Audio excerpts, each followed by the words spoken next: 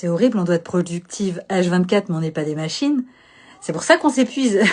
Surtout que nous, les femmes, on est cyclées. Dans la vie, ça ressemble à quoi concrètement d'être cyclée? On va avoir des jours où on va pouvoir bosser 6 heures d'affilée sans s'épuiser, on va dégommer la to-do list. Et par contre, il y a des jours où en fait, même la cafetière entière, elle va pas t'aider à ouvrir l'ordinateur, tu vois. Et ça, c'est pas de la fainéantise. Mets-toi bien ça dans la tête, hein. C'est juste que tu as une énergie qui est cyclée. Faut pas l'oublier.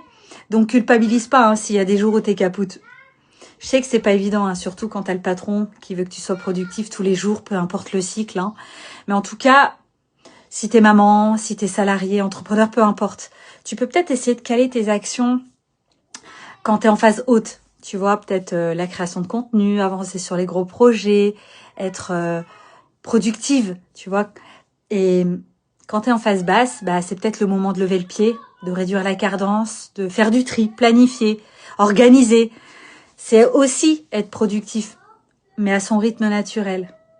Dans tous les cas, pense pas que c'est que dans la phase haute que tu as des résultats. Hein. C'est pas vrai. Même dans les périodes light, ça te permet de réharmoniser, de réaligner, de lever la tête du guidon. Et c'est ça aussi gagner en puissance. Voilà.